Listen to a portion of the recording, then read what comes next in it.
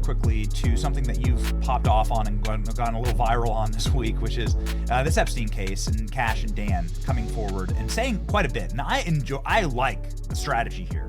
Cash and Dan coming forward and saying, you know what, we're going to be out with, we're going to be very transparent about what we're doing at the FBI, and you should judge us by our work. This is something that Bongino said yesterday that, again, has kicked the hornet's nest of the internet, which is, listen, I have the tapes of Jeffrey Epstein not killing himself. I have the tapes that prove that Jeffrey Epstein definitely did kill himself. Here's the clip, and I want to get your reaction to it. Those two cases obviously are of significant public interest. I'm just telling you what we see in the file. I just want to be crystal clear on this. I am not asking anyone to believe me. I'm telling you what's there and what isn't. Right. There is nothing in the file at this point on the Epstein case, and there's going to be a disclosure on this coming shortly. We are working through there is video. That is something the public does not. There's video of him killing himself. No, not the actual act, but the entire MCC Bay. It was only one camera. There's video that when you look at the video, and we will release. That's what's taken a while on this. We are working on cleaning it up to make sure you have an enhanced, and we're going to give the original so you don't think there were any shenanigans. You're going to see there's no one there but him. Right. There's just nobody there. So I say to people all the time, if you have a tip, let us know. But there's no DNA, there's no audio, there's no fingerprints, there's no suspects, there's no accomplices, there's no tips, there is nothing. If you have it, I'm happy to see it. There's video clear as day. He's the only person in there and the only person coming out. You can see it. So important thing in the clip is he says, we don't have the video of the act itself, but it's video from within the MCC, the Metropolitan Correctional Center. That shows that he was alone in his room and there was no one else around. There's no other forensic evidence, et cetera, et cetera. There's two problems. Sometimes partial transparency leads to further conspiracy. And I'll say full disclosure, I know Dan. I like Dan. I've been one of the biggest cheerleaders for Dan, both before and during. I don't know Cash quite as much, but we were very, very excited to have Cash and Dan there. Like, those are two of the, if you handpicked anybody to be deputy director and director of the FBI, it would be Cash and Dan.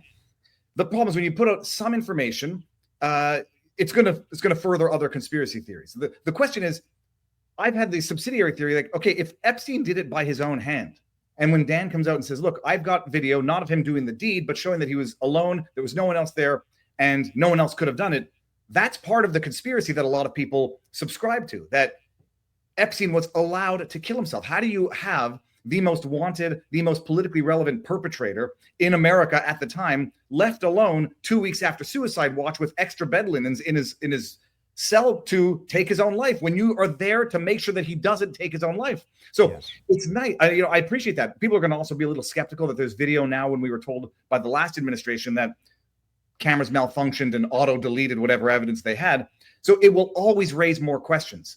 The question is, from a PR perspective, how do you deal with this thorny issue?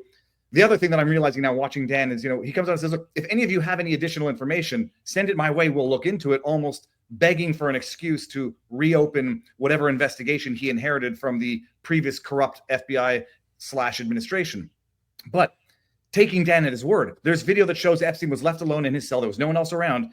That is the conspiracy. How was Epstein left alone with extra bed linens 2 weeks after having tried to take his own life, immediately after having been taken off suicide watch by an unnamed psychiatrist? How was he given access to be alone, to kill himself? That's what we all want to know. If what Dan is saying is true, and nobody's going to doubt that what Dan is saying is true, would be tremendous. No one's going to doubt that. So, but it opens the door to the next level of the conspiracy theory. This is a very interesting point, and it's a point that was backed up by Tucker Carlson. So, okay, if you're going to sit there and throw rocks at Cash and Dan, fine. We like Cash and Dan, and they've been friends of the show and have been on the show, and we know them to be trustworthy at the very least, and not to be idiots, right? You'd have to be very stupid to just come out and lie about these things, to reopen the cocaine case if it's going to lead nowhere, or the Dobbs case if it's going to lead nowhere, or January 6th if it's going to lead nowhere. That's a foolish move.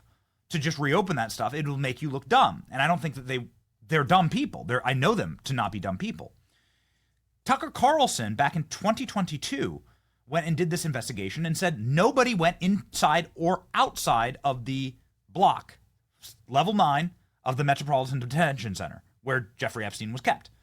So no one was going in or out because there were hundreds, if not thousands, of cameras that would have captured, let's say, an assassin team, right, that was sent in to kill him.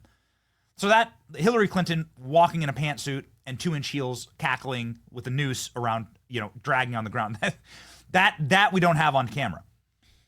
It, however, doesn't preclude any interviews with the people that were on the cell block with Jeffrey Epstein. One of them, for instance, was a serial strangler, and was also like a Hulk-like thing-like bodybuilder. I remember that picture. The guy looked like something out of a comic. And nobody, according to Tucker's reporting, nobody interviewed anyone who was there with Epstein. And so what I would like to see is all of the available footage, and to see if were the cells left open? Could people go and murder? Could somebody go and murder Jeffrey Epstein? Could Jeffrey Epstein have paid someone to murder him? Meaning, like, if Jeffrey Epstein was told that you'd better get this done, or something worse is going to happen. I think there's still shades of gray here, potentially. It's even a bigger problem than that, because first of all, it's been so long now that I ran a poll on Twitter. People are not even going to believe video if they see it. They're going to believe it's AI or CGI. So there's that problem. Yeah, and Dan says we're fixing the video for you right now, and I'm like, don't say that. We're living in a post-truth era. But let's just even take it at its face value. Epstein killed himself physically with his own hands. What Dan is saying is absolutely true. How is it allowed to happen? Because a LEHOP is as much of a conspiracy as a murder. So yeah, he was left alone in his cell 2 weeks after having been taken off, or immediately after having been taken off suicide watch, 2 weeks after having failed a suicide attempt, with extra bed linen in his cell, bed linens that are supposed to be thin as paper and not be able to support the weight of a body. And yet he's still, if we take it at face value, was able to kill himself. That's the conspiracy. Who was he talking to in the month or two leading up to his death? They record these lines. So even taking it at its face value, he did it to himself with the sheets that were in his bed, his cell. How the hell did that happen in the first place? That's the conspiracy. But the issue is, the problem is, like, it's not the partial disclosure. It's that it's really a PR thing. There are so many people. This is sort of like Sandy Hook level conspiracy now, where there's some people who are going to go out with the most outlandish, wacky conspiracy theories. You'll never be able to get to them. But there are people who will never believe that he killed himself. I personally don't. And I believe that even if he did do it by his own hand, but was allowed to happen, that qualifies as assisted suicide. And then the question becomes about the file. It's the biggest question, looking at the file that you've inherited from what we know to be a corrupt criminal organization. Literally, the FBI that they inherited is a Pandora's box of criminality. What faith does anyone, or ought anyone, have in that file that they're looking at? And then the question that I would have to them is, are they reinvestigating that file? Are they investigating the investigators, or relying on the findings of people whom we know to be criminal investigators, in the actual sense that they were investigators who were the criminals, not investigating crime? Yes. I mean, we've looked extensively into this. Bill Barr, for instance, has a lot to hide here, as Bill Barr's father was the person who got Jeffrey Epstein's career started. And Bill Barr's father has very, very strange connections to Jeffrey Epstein. They've got strange connections. They've got strange, literature proclivities. They're a bunch of freak perverts. This is the bottom line. Yes. If this was an extortion ring, space relations. You ever read that? It's amazing. Like, when the people who actually have gone down the rabbit hole here. Oh yeah, Bill Barr's father wrote an entire book about how you can control the whole planet through predator pedophilia, and how an elite group of people can control. Through abusing children, an elite group of people can control a whole planet through blackmail. They wrote it. The problem is also that this, if it were in isolation and this were the only issue that Dan and Patel were talking about, it would be one thing. It comes on the heels of Pam Bondi saying, "I've got files that no one's ever seen. They're terrible." And then there's a big dud of the release that leads to sort of the embarrassment of the influencers who were attending there. Promises of disclosure of Epstein files, and now we're sort of here. So, it's people are getting maybe unwarranted, but they're getting frustrated, they're getting impatient, and they wanted certain results. There are certain litmus test issues here. The Epstein is one of them, and it's not something that people are going to forget about. But the main issue, these are follow-up questions that I would have had, is what file is Bongino and Patel relying on? If it's the findings of the criminal not James, it was Andy McCabe at the time. If it's the findings of the previous criminal FBI that we now know were actually hiding documents from the current FBI, how reliable is that file? Are they reopening an investigation into that file? And if Epstein did in fact kill himself, are they investigating how he was allowed, how that window of opportunity was afforded to Epstein at what's supposed to be the most secure prison on earth? And then you're going to have people who are just never going to believe any evidence, because we live in a world where you can't even believe your own eyes when you see the video yourself. I'm just not going to believe that a 4-foot bunk, you can snap your neck and break it in 3 different places. I'm just not Someone gonna had believe mentioned to me, if in hanging himself, he rotated upside down somehow, and then the rope pulls this way, then it could break the bones that are all, there's a medical side of it where they say that there were 3 broken bones somewhere in the neck that's more consistent with strangulation than hanging, because hanging goes up, strangulation goes down. If he somehow flipped upside down when he hung himself, I'd like to know. These are just questions that reasonable questions to ask. It takes a longer format to flesh this out for the concerns that people have, and when their concerns go unaddressed, people, it's like sort of, to some extent, it's a hockey game for people who don't personally know the people involved, and it turns on a dime, and if they don't get their way, they start booing, the inaction of the team.